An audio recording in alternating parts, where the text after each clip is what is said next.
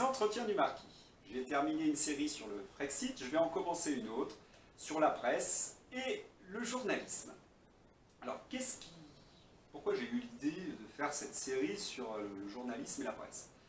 Eh bien, j'ai fait du journalisme pendant pas mal de temps, je continue de temps en temps d'écrire quelques articles, j'anime mon blog. Je connais beaucoup de journalistes, j'ai eu beaucoup de confidences, je connais même un journaliste qui a eu une influence très importante, je vous en parlerai dans un numéro. Et enfin, j'ai été professeur dans le supérieur, après 2002, je vous avais expliqué que j'avais été professeur jusqu'en 2001 dans le lycée, mais à partir de 2002, j'ai donné des cours dans le supérieur. Et j'avais un cours qui s'intitulait La presse. Alors, je vous rassure, je vais pas vous faire un cours de fac, non, c'est pas du tout l'objet, mais je vais reprendre malgré tout quelques éléments que je vais lier à l'actualité d'aujourd'hui.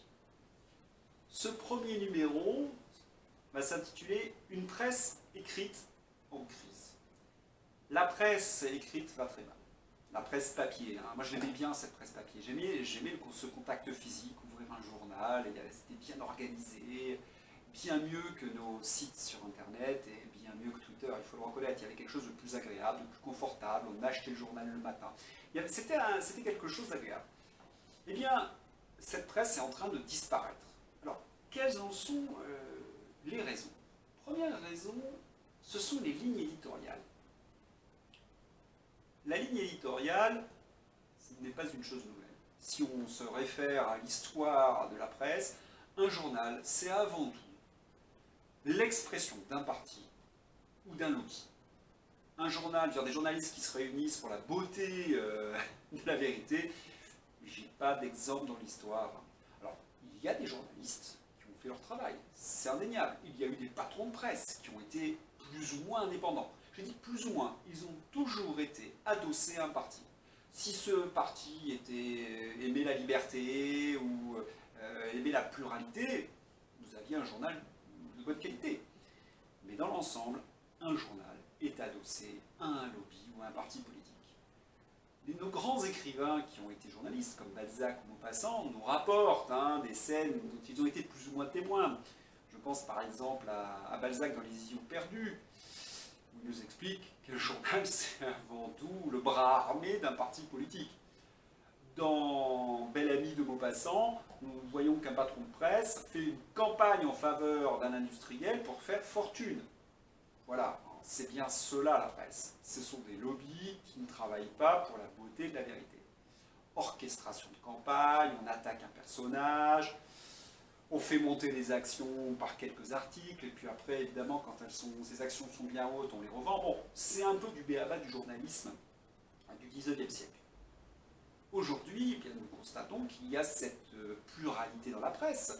Vous avez des journaux de gauche, moribonds, il est vrai, mais ils existent encore. L'Humanité, Libération, Le Monde qui se veut socialo-centriste, Le Figaro qui se dit de droite, enfin, oui, il y a encore des journalistes de droite dans Le Figaro, il y a Yvan, et vous avez Alexandre Devecchio, par exemple, qui font encore du bon travail, et puis un peu plus à droite, vous avez Valeurs Actuelles, et puis un vrai journaliste, un vrai journal d'opinion de droite, vous avez Riposte Laïque.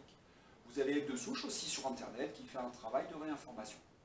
Des libertés aussi. Alors, je ne vais pas m'intéresser aujourd'hui à la presse audiovisuelle. Voilà.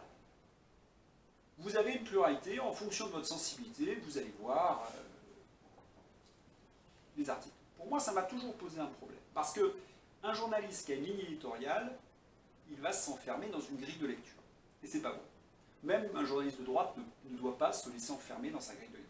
Il doit avoir une certaine ouverture d'esprit, pouvoir confronter. On n'oublie pas que le travail du journaliste, c'est de confronter les éléments pour arriver à quelque chose qui s'approche de la réalité. Si vous ne voyez les choses qu'à travers le prisme de votre idéologie, vous allez faire un très mauvais article. Et c'est un petit peu le problème de ces journaux avec des lignes éditoriales parfois trop fortes. Je me rappelle que quand j'étais professeur, je faisais découper, dans les débuts des années 2000, des articles de presse dans Libération, L'Humanité, Le Monde et Figaro, sur un même événement. Et je montrais aux élèves comment le journaliste avait construit son article. Vous aviez 5 articles différents. Je me rappelle par exemple sur des émeutes d'adolescents, de jeunes de banlieue à 7, le journaliste de Libération avait expliqué qu'il n'y avait pas eu d'émeute, mais que les jeunes du 93 s'exprimaient davantage avec les mains, donc ils faisaient peur. Le journaliste du Figaro avait expliqué qu'il y avait eu des blessés et des pillages. Vous voyez, on n'était pas tout à fait dans le même rapport à la réalité. C'est important d'ailleurs de confronter. Moi je lisais tous les journaux parce que parfois il arrivait que le Monde était plus performant que le Figaro, ou même parfois il m'est arrivé, même à l'IB de l'époque, de trouver des articles bien faits. Ces lignes éditoriales ont été conservées. Mais est-ce que les articles sont si différents d'un journal à l'autre? Eh bien aujourd'hui, et c'est ce qui explique en grande partie la crise, vous pourriez découper vos 5 journaux, vous auriez strictement le même article dans l'IB, dans Le Monde ou dans le Figaro. À l'heure actuelle ne fait pas ce genre de choses. Et ils ont raison. C'est peut-être pour cette raison qu'ils ont du succès. Alors vous allez me dire, mais comment se fait-il? Ils ont le même article alors qu'ils n'ont pas les mêmes lignes éditoriales. Oui, mais tous ces journaux n'ont plus la pléthore de journalistes qu'ils avaient dans le temps. Ils ont réduit, les rédactions se sont réduites à peau de chagrin. Et comme ils ne peuvent plus fabriquer entièrement l'ensemble de leurs articles, que font-ils?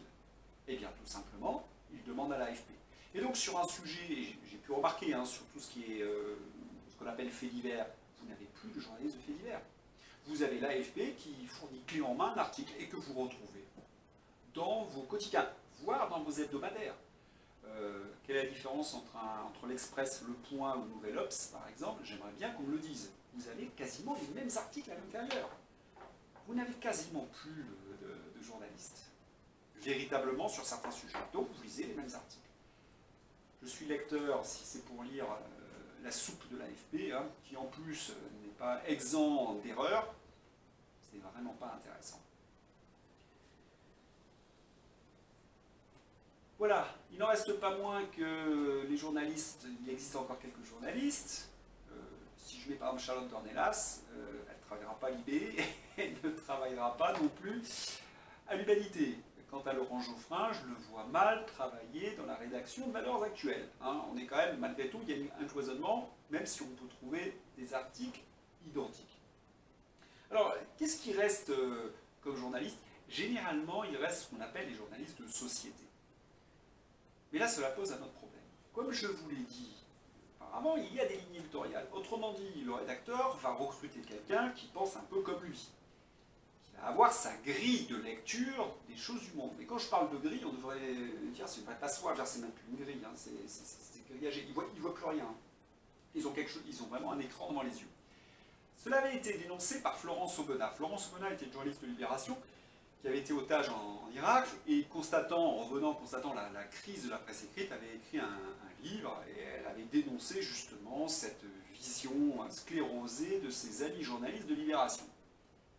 Oui, parce que là, on arrive à quelque chose d'un petit peu ridicule. À force de mettre une grille de lecture sur le monde, on arrive à ne plus raconter ce monde. J'en ai fait l'expérience en étant professeur de banlieue dans les années 90. Personne ne parlait de nos problèmes. Par contre, on parlait de toute une série de choses qui me paraissaient, moi, très secondaires. Je vais prendre un exemple assez récent.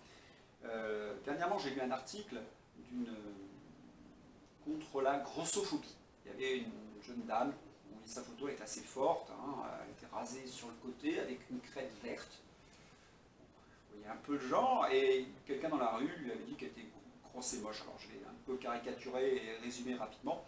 Et le journaliste en avait fait un article en dénonçant la grossophobie, l'homophobie, tous les machins phobes, la cagophobe, comme dirait Philippe Muret.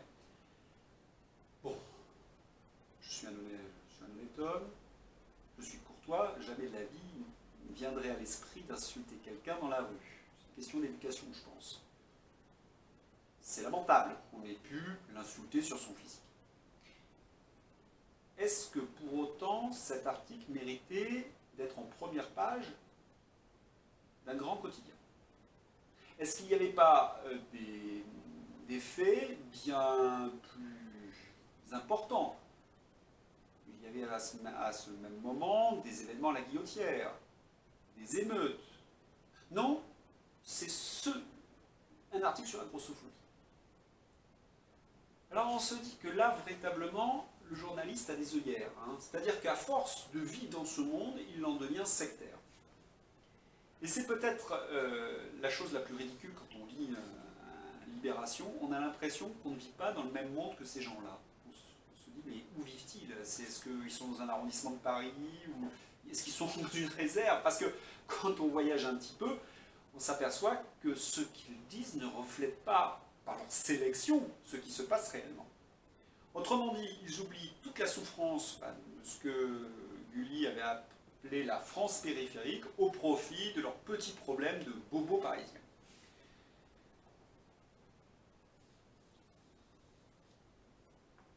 Il n'en reste pas moins qu'il y a des journalistes qui essaient de faire leur boulot.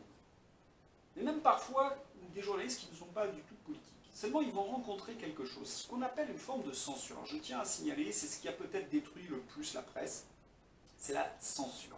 Alors vous allez me dire, mais quelle censure? Je vais vous donner un exemple très léger, et vous allez voir qu'il est très difficile d'écrire. J'avais un ami qui écrivait dans Elle. Bon, il faisait des piges dans Elle, hein, et son truc, c'était des chroniques légères, et il avait signé un article sur la sexualité des Grecs. Autant vous dire que ce n'était pas fait pour apprendre des choses, c'était plus pour s'amuser. Et à l'intérieur, il y avait des plaisanteries plus ou moins grasses. Article léger, plaisanterie, on aurait pu imaginer que ça allait passer. Eh bien, pas du tout. Les féministes lui sont tombés dessus. Associés au LGBT, alors que, franchement, il n'y avait pas de quoi fouetter un chat. Il a dû présenter ses excuses. Le rédacteur lui-même a été surpris de la violence des gens à la lecture de cet article. Pour quelle raison? C'est que nous étions en période de MeToo, et dès qu'un homme écrivait sur les femmes ou sur les relations, certaines féministes trouvaient cela insupportable. Voilà. Donc, à un moment donné, on est pris non pas pour ce qu'on écrit, mais pour ce qu'on est. Il y a une sorte d'argument ad nominem contre vous, et contre cela, vous ne pouvez plus rien. Alors vous allez me dire, oui, mais enfin, c'est les féminismes. Là, ce matin, en lisant Twitter, Damien Rieu et puis, je crois, Berton, on soulevait un point qui est très intéressant. Alors celui-là, je le connais vraiment très bien. Vous avez eu un fait divers aux États-Unis où une parade de Noël, je lis le titre, a été endeuillée. Parade de Noël endeuillée. C'est vraiment très intéressant parce que parade de Noël endeuillée, endeuillée par qui, par quoi?